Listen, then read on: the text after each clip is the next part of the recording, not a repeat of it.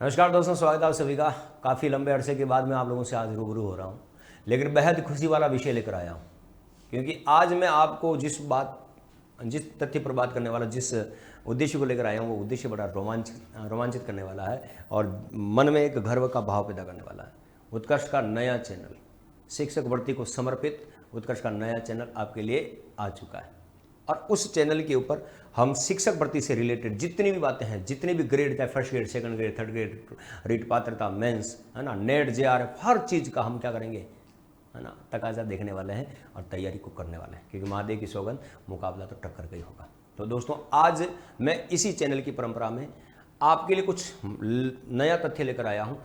तथ्य पुराना है लेकिन नए अंदाज में लेकर आया हूँ, और उस तथ्य का नाम है, या उस विषय वस्तु का नाम है मनोविज्ञान। और मनोविज्ञान शिक्षक भर्ती की एक नींव मानी जाती है, नींव का पत्थर माना जाता है। क्योंकि टीचर अगर बनना है तो शिक्षा मनोविज्ञान का ज्ञान जरूरी ही जरूरी है। बिना शिक्षा मनोविज्ञान के, है ना, एजुकेशन साइकोलॉजी के बिना हम कभी भी शिक्षक बन ही नहीं पाते हैं। अब दिमाग में कोई आता है सर ऐसा कोई जरूरी थोड़ी है क्या, बिना शिक्षा मनोविज्ञान के भी हम शिक्षक बन सकते हैं, तो वो सोचने वाले गलत सोचते हैं। ऐसा क्यों कह रहा हूँ?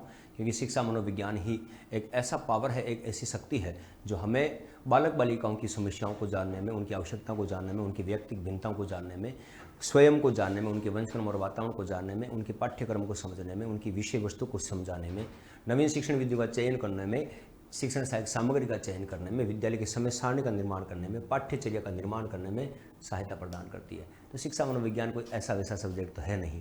तो शिक्षा मनोविज्ञान को शिक्षक की तैयारी करने वाले विद्यार्थियों के लिए एक संजीवनी बूटी माना गया है। तो वो संजीवनी बूटी का ही हम यहाँ पर बात करने वाले हैं। तो मैं डॉक्टर साहिब आप सभी का स्वागत करता हूँ, हृदय की गहराइयों से आप सभी को अपनी ओर से शुभेच्छा प्रेषित करता हूँ कि आप सभी इस चैनल के माध्यम से अपनी सफलताओं को प्राप्त करेंगे ही करेंगे। तो महादेव की सौगंध, मुकाबला तो टक्कर का होगा ही होगा। दोस्तों, आज मैं एक छोटे से पॉइंट के ऊपर बात करने वाला हूँ, और वो पॉइंट हमारे सब्जेक्ट का एक महत्वपूर्ण पार्ट है, और उस पार्ट को हम कहते हैं अधिगम। क्या कहते हैं दोस्तों? अधिगम। दोस्तों, अधिगम के संबंध में आज हमारी पहली क्लास स्टार्ट हो रही है, और लगातार हम इसी प्रकार के तथ्यों को लेकर, पॉइंट को लेकर चर्चा करते रहेंगे, और पूरा सिलेबस आपको देखने को मिलेगा।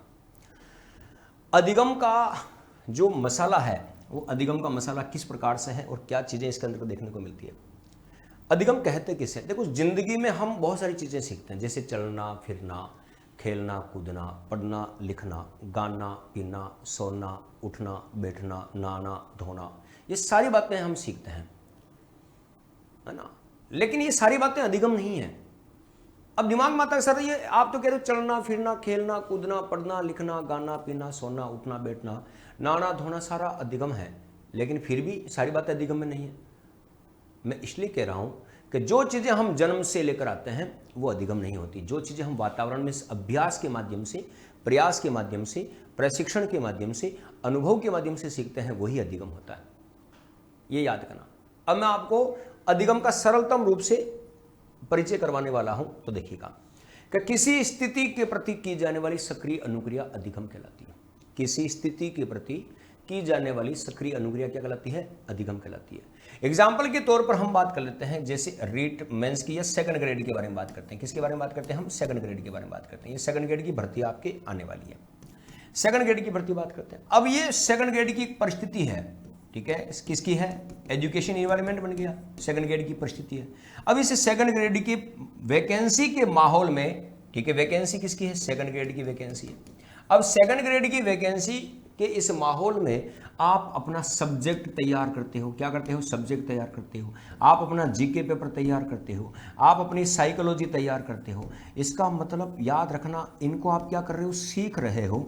और सीखने के लिए आपको क्या करनी पड़ रही है? सक्रिय अनुक्रिया करनी पड़ रही है। क्या करनी पड़ रही है? आप एक एक्टिव रेस्पॉन्स दे रहे हो, एक्टिव होकर आप कार्य कर रहे हो। इसका मतलब यही तो आपका अधिगम है। परिस्थिति किसकी है? वैकेंसी की, सेकंड ग्रेड की वैकेंसी की परिस्थिति है। इसमें आप अपने सब्जेक्ट को तैयार कर रहे हो, एक्टिव होकर सब्जेक्ट सीख रहे हो, एक्टिव होकर जीके पेपर को तैयार कर रहे हो, एक्टिव होकर आप अपने साइकोलॉजी को तैयार कर रहे हो। इसका मतलब किसी स्थिति के प्रति की जाने वाली सक्रिय अनुक्रिया अधिगम कहलाती है। सरलतम रूप से किसी स्थिति के प्रति की जाने वाली सक्रिय अनुक्रिया क्या कहलाती है दोस्तों? अधिगम कहलाती है। ये स्पष्टता है ना। अब दिमाग में आता है सर हर प्रकार की अनुक्रिया अधिगम होती है क्या? तो नहीं। देखो अनुक्रियाएं दो प्रकार की होती है, एक अनुक्रिया जन्मजात होती है, एक अनुक्रिया अर्जित होती है। जन्मजात अनुक्रिया कभी भी अधिगम नहीं कहलाती। जन्मजात अनुक्रिया कभी भी अधिगम नहीं कहलाती, क्योंकि उसमें अभ्यास नहीं होता, क्योंकि उसमें प्रयास नहीं होता, क्योंकि उसमें अनुभव नहीं होता। तो वातावरण से अर्जित अनुक्रिया ही अधिगम कहलाती, जिसमें अभ्यास भी होगा, प्रशिक्षण भी होगा और अनुभव भी होगा। इसीलिए तो हम कहते हैं कि अर्जित अनुक्रिया ही अधिगम है।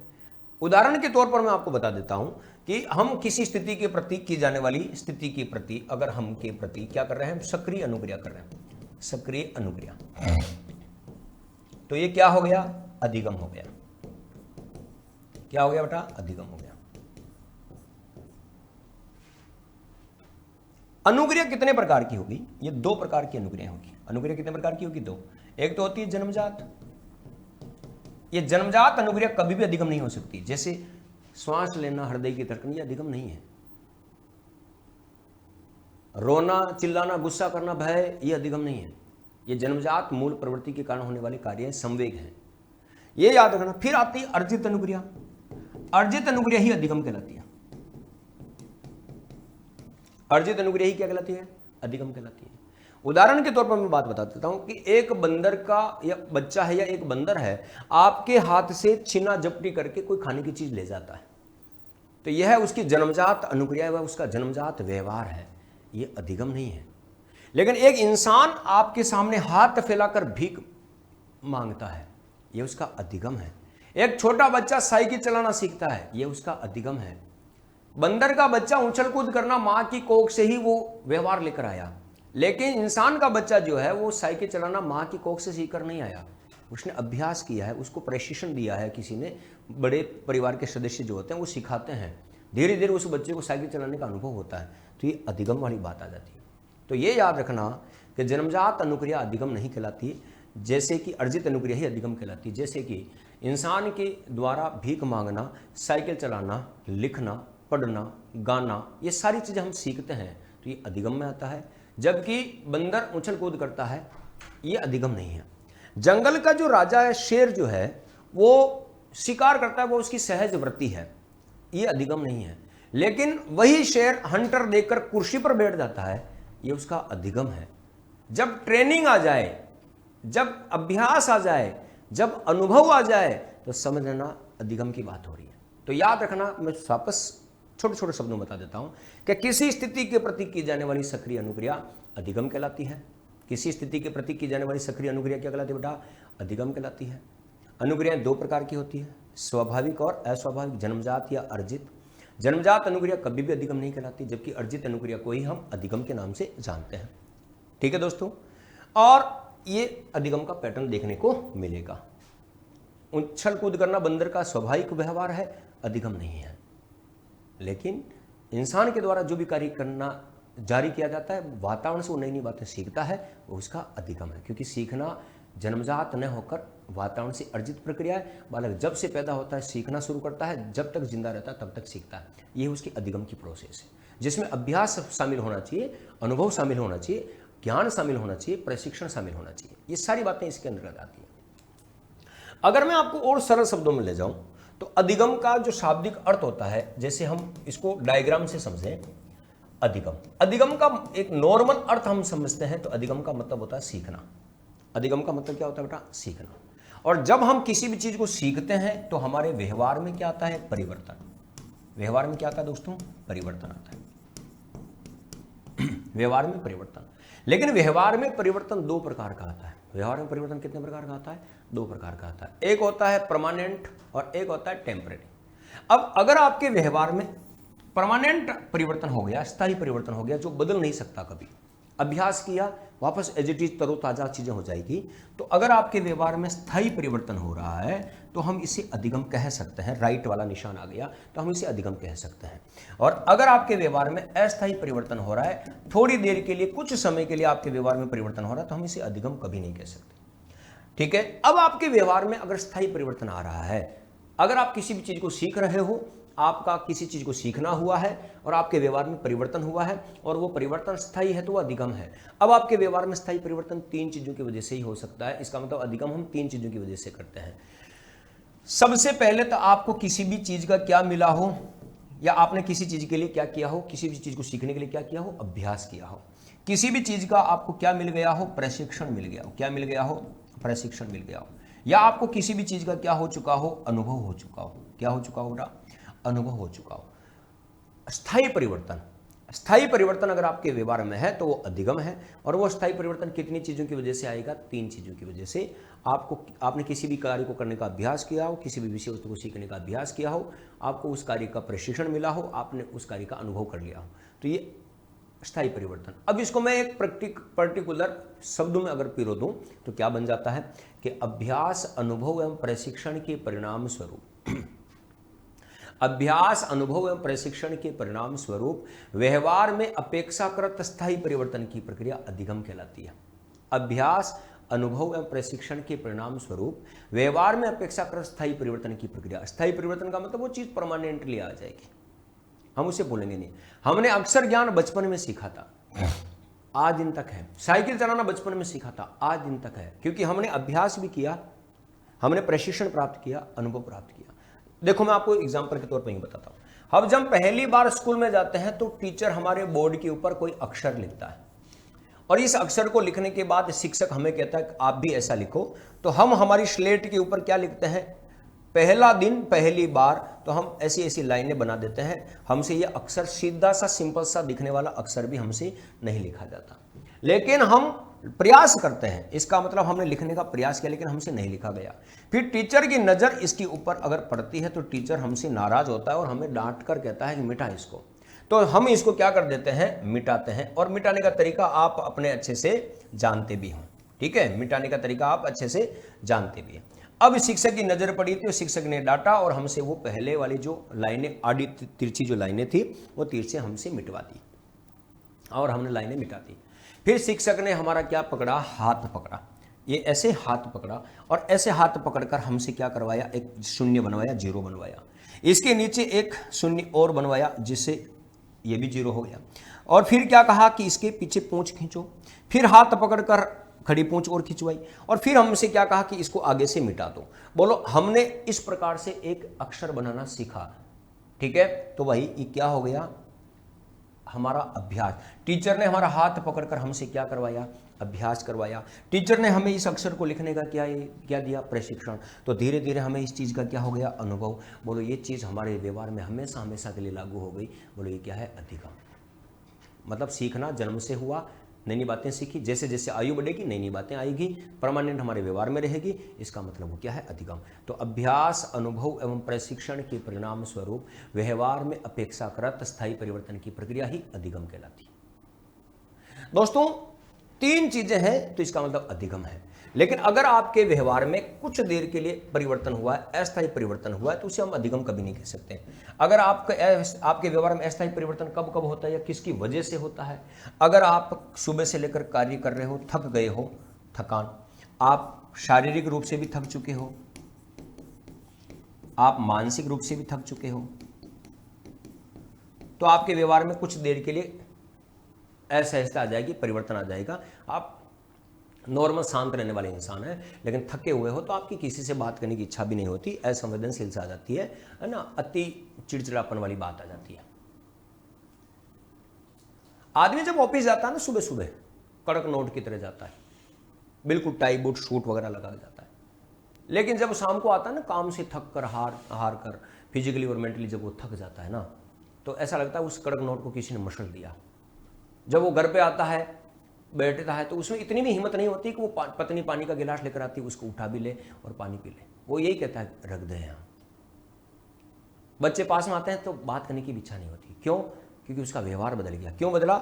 वो थकान की वजह से। लेकिन ये व्यवहार परमानेंट नहीं बदला, अस्थायी है, तो इसे हम अधिगम नहीं कहते। जैसे ही थकान दूर होगी, चाय वाय पिएगा, है ना, पत्नी 2 मीठी बातें करेगी और व्यवहार तरोताजा, इसका मतलब ये अधिगम है। अधिगम नहीं है। थकान की वजह से आपके व्यवहार में जो अस्थायी परिवर्तन होता है उसे हम अधिगम नहीं कह सकते।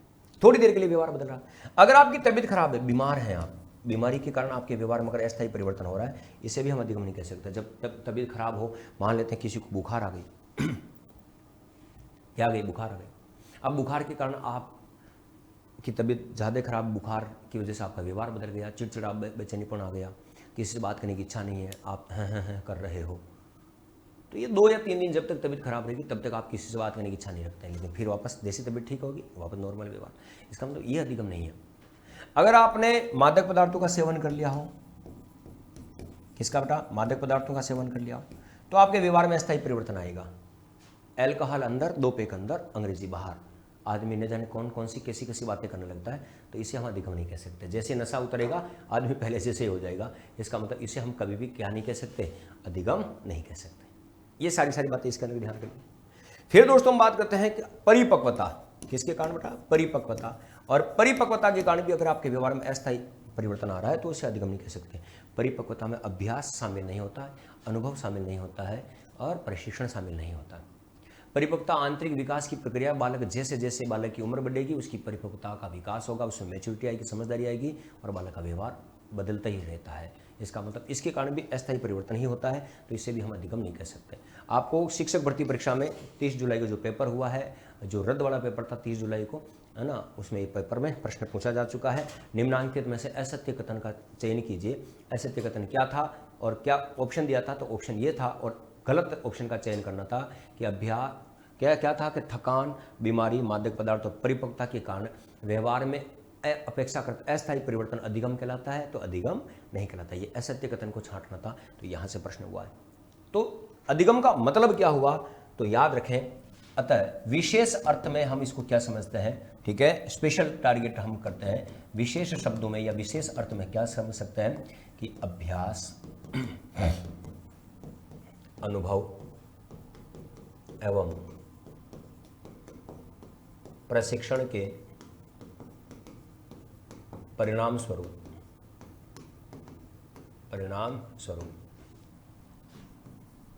व्यवहार में अपेक्षाकृत स्थायी परिवर्तन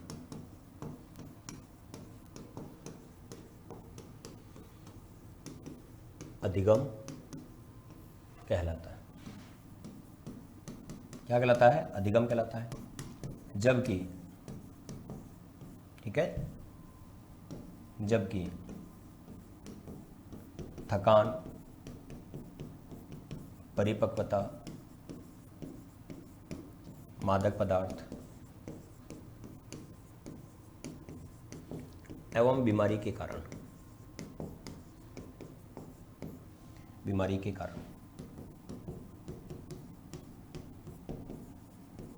व्यवहार में अस्थायी परिवर्तन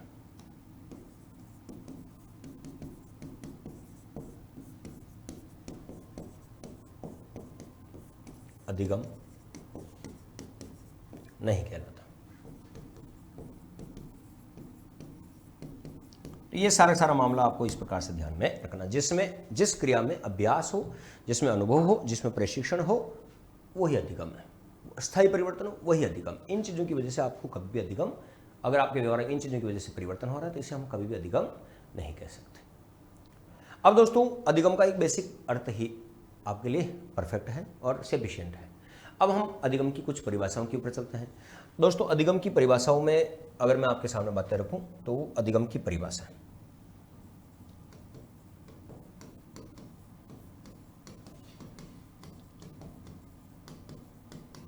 अधिगम की परिभाषा। अधिगम की परिभाषाओं में सबसे पहली परिभाषा मैं आपके सामने रख रहा हूं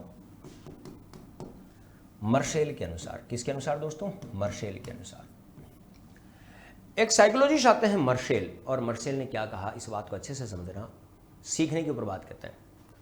तो दोस्तों बहुत सारी बार ऐसा होता नहीं कि आप किसी चीज़ को सीखना चाहते हो लेकिन सीख नहीं पाते हो, तो इन्होंने बहुत अच्छी बात बताई है, बहुत बढ़िया बात बताई है। और बात क्या बताई कि सीखने की असफलताओं का कारण समझने की असफलताएं हैं। अगर आप किसी चीज़ को अगर सीख नहीं पा रहे हो ना, तो इसका मतलब आपने समझने पर ध्यान दिया ही नहीं। सीखने की असफलताओं का कारण समझने की असफलता है।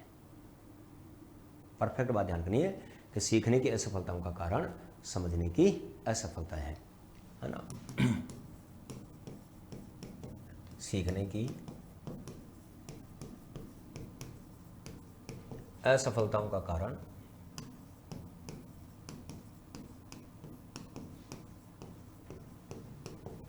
समझने की असफलता है।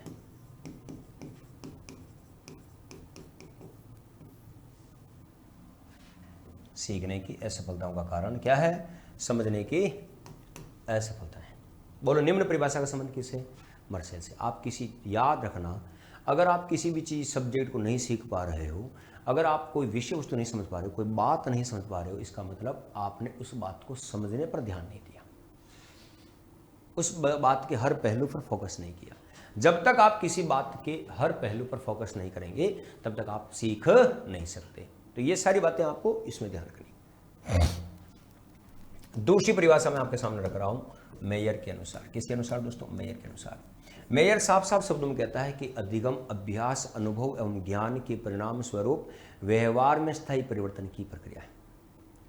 अभ्यास, अनुभव एवं ज्ञान के परिणाम, ज्ञान का मतलब अनुभव, किसी भी चीज़ को आपने सीख लिया इसका मतलब आपको उसका ज्ञान हो गया, इसका मतलब आपके अनुभव के रूप में सुरक्षित है।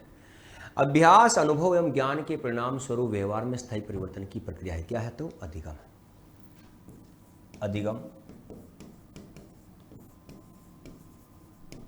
अभ्यास, अनुभव एवं ज्ञान के परिणाम स्वरूप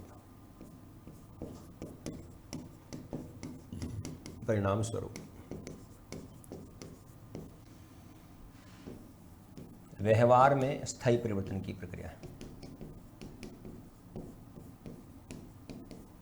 स्थायी परिवर्तन की प्रक्रिया। बोलो निम्न परिभाषा का संबंध किससे है? तो मेयर से। अभ्यास, अनुभव, ज्ञान के परिणाम स्वरूप व्यवहार में स्थायी परिवर्तन की प्रक्रिया कहलाती है। क्या कहलाती है दोस्तों? अधिगम कहलाती है। नंबर 3 पर मैं आपको एक ले जाता हूं किम्बले के अनुसार। किसके अनुसार दोस्तों? किम्बले के अनुसार। और किम्बले ने भी बहुत महत्वपूर्ण परिभाषा दी थी, और महत्वपूर्ण परिभाषा में एक शब्द यूज किया, रेनफोर्समेंट, मतलब पुनर्बलन। अधिगम, पुनर्बलन एवं अभ्यास के परिणाम स्वरूप व्यवहारजन्य क्षमता, है ना, में अपेक्षाकृत स्थायी परिवर्तन की प्रक्रिया। व्यवहारजन्य क्षमता मतलब किसी कार्य में स्थायी परिवर्तन वाली बात आ रही है, किसी कार्य को सीखने की बात आ रही है, तो ध्यान दीजिएगा किम्बले क्या कहता है कि अधिगम, पुनर्बलन एवं अभ्यास के परिणाम स्वरूप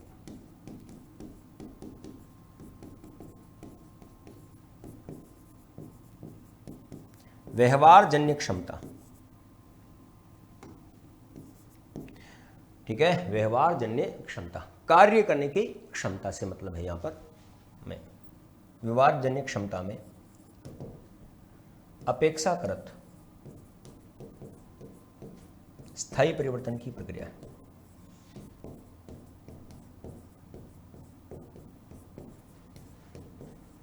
बोलो निम्न परिभाषा का संबंध किससे है? तो किम्बले से। किससे है दोस्तों? किम्बले से। नंबर 4 पर मैं आपको कुछ परिभाषाएं, कुछ 7-8 परिभाषाएं मैं आपके सामने रखने वाला हूं। नंबर 4 पर हम बात करते हैं, वुडवर्थ ने एक परिभाषा दी थी 2018 सेकंड ग्रेड में, यहां से परिभाषा ये पूछी गई थी, सीखना विकास की प्रक्रिया है। वुडवर्थ ने क्या कहा था कि बालक जब सीखता है ना तो उसके गुणों में वृद्धि होती है। गुणों, विकास का मतलब होता है गुणों में वृद्धि। बालक जैसे जैसे सीखता है उसके गुणों में वृद्धि होती है। तो सीखना विकास की प्रक्रिया है। सीखना विकास की प्रक्रिया है। बोलो निम्न परिभाषा का संबंध किससे है? तो ये वुडवर्थ की परिभाषा देखने को मिलती है कि सीखना विकास की प्रक्रिया, निम्न परिभाषा का संबंध है। किससे है तो भाई साहब? ये वुडवर्थ से।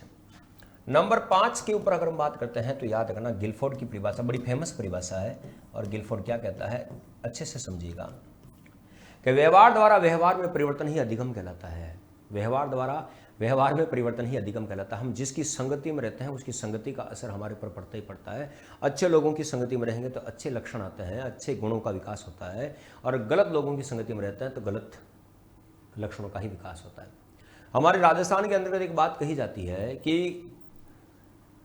कालियार साथ धोले हो रहे तो गुण न तो लक्षण आवे। जैसे हम हमारे शब्दों में अगर मैं साहित्य या दोहे के शब्दों में अगर कहूँ कि ज्ञानी से ज्ञानी मिले करे ज्ञान की बात, मूर्ख से मूर्ख मिले के घूमे के लात।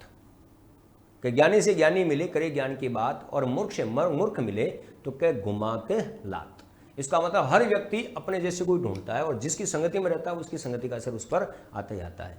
तो मम्मी पापा भी हमें कभी कभी डांटते हुए कहते हैं ना, वो लड़का लड़की गलत है, आजकल गलत दिशा में जा रहा है, तो उसके साथ रहना छोड़ दें, क्योंकि उसको डर लगता है कि यार ये उसके साथ रहेगा तो ये भी बिगड़ जाएगा। तो याद रखना कि व्यवहार द्वारा व्यवहार में परिवर्तन, व्यवहार द्वारा व्यवहार में परिवर्तन, परिवर्तन ही अधिगम कहलाता है।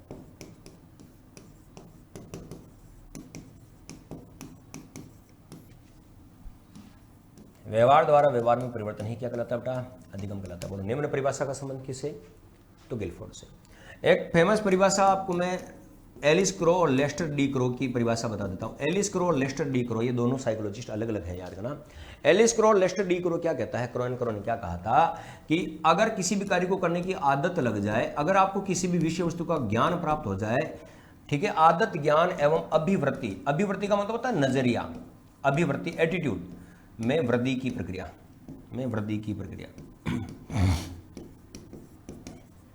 प्रक्रिया ही अधिगम है।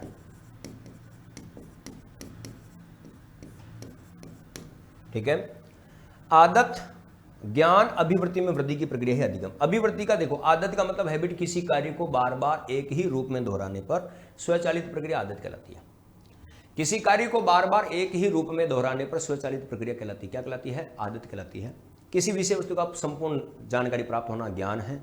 और किसी व्यक्ति, किसी वस्तु, किसी घटना से संबंधित, है ना, किसी व्यक्ति, किसी वस्तु, किसी घटना से संबंधित मस्तिष्क में बनने वाला मानसिक दृष्टिकोण, ध्यान दीजिएगा कि किसी व्यक्ति, किसी वस्तु, किसी घटना से संबंधित बनने वाला मानसिक दृष्टिकोण है, अभिवृत्ति कहलाता है, जिसे हम मनोवृत्ति भी कहते हैं, एटीट्यूड कहते हैं। अगर आप किसी व्यक्ति के बारे में कुछ सोचते हैं, नेगेटिव भी सोच सकते हैं, पॉजिटिव भी सोच सकते हैं, है ना, तो ये सारी बातें अधिगम को ही प्रकट करेगी।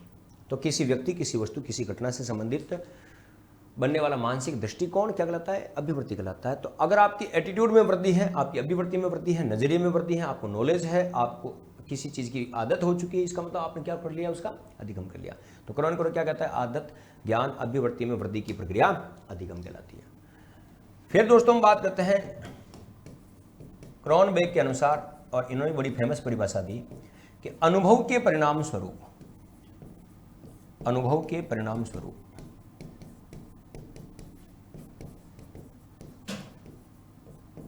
व्यवहार में परिवर्तन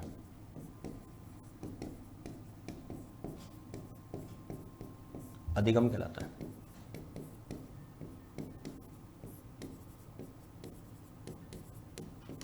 ठीक है, अनुभव के परिणाम स्वरूप व्यवहार में परिवर्तन अधिगम कहलाता है। बोलो निम्न परिभाषा का संबंध किससे? क्रॉनबेक से। इन्होंने साफ साफ शब्दों में कहा, अगर आपको किसी भी कार्य को करने का अनुभव हो गया हो, या किसी भी घटना के कारण आपको अच्छा या बुरा अनुभव हुआ, तो आपके व्यवहार में जो चेंजेस आएंगे वो अधिगम है। दो मित्र थे, एक बार जंगल में गए, उन्होंने, एक मित्र ने की नज़र भालू पर पड़ी, भालू पास में आ रहा था तो वो दौड़कर पेड़ पर चढ़ गया, दूसरा मित्र मुसीबत में आ गया। तो दूसरे मित्र ने क्या किया कि वो जमीन पर लेट गया, अपनी सांस रोक ली, भालू सूंघकर चला गया। तो फिर पेड़ से जब वो मित्र नीचे उतर के पूछता है, तेरे भालू तेरे कान में क्या कहा? तो मित्र बोलता है, भालू मुझे ये कह गया, तेरे जैसे धोखेबाज मित्रों पर मुझे भरोसा नहीं करना चाहिए। मतलब एक मित्र को दूसरे मित्र की मित्रता का क्या हो चुका है? अनुभव हो चुका है। तो जब भी हमें किसी भी अच्छी और बुरी चीज़ के माध्यम से सबक मिलता है, तो हमें अनुभव होता है कौन सही और क्या गलत है, तो हमारे व्यवहार में परिवर्तन है वो, तो ये अधिगम का क्राइटेरिया बनेगा। इसी की परिभाषा को मॉडिफाई करते हुए अगर हम देखें, ठीक है, तो एक साइकोलॉजिस्ट आते हैं गेर्स। गेर्स ने एक बात बताई थी, और गेर्स ये कहते हैं कि अनुभव एवं प्रशिक्षण के माध्यम से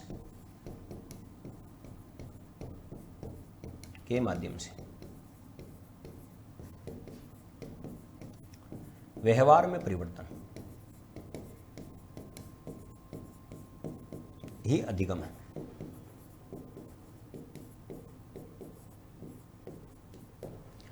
अनुभव एवं प्रशिक्षण के माध्यम से व्यवहार में परिवर्तन ही क्या है? अधिगम। अगर आपको किसी भी कार्य को क्या हो चुका हो? अनुभव हो चुका हो, और आपको किसी भी कार्य को क्या मिला हो? प्रशिक्षण मिला हो, तो आपके व्यवहार में क्या होता है? प्रशिक्षण के माध्यम से या अनुभव के माध्यम से आपके व्यवहार में अपेक्षाकृत स्थायी परिवर्तन होता है। तो इस पद्धति को हम किसके नाम से जानते हैं? अधिगम के नाम से जानते हैं। ठीक है दोस्तों, एक परिभाषा मैं आपके सामने और रख रहा हूं, और परिभाषा शब्दावली है पावलोव के अनुसार। किसके अनुसार दोस्तों? पावलोव के अनुसार। और पावलोव ने क्या कहा था कि अनुकूलित अनुक्रिया के परिणाम स्वरूप, अनुकूलित अनुक्रिया, अनुकूलित अनुक्रिया, कंडीशनिंग रेस्पॉन्स, अनुकूलित अनुक्रिया का मतलब होता है कंडीशनिंग रेस्पॉन्स, अनुकूलित अनुक्रिया के परिणाम स्वरूप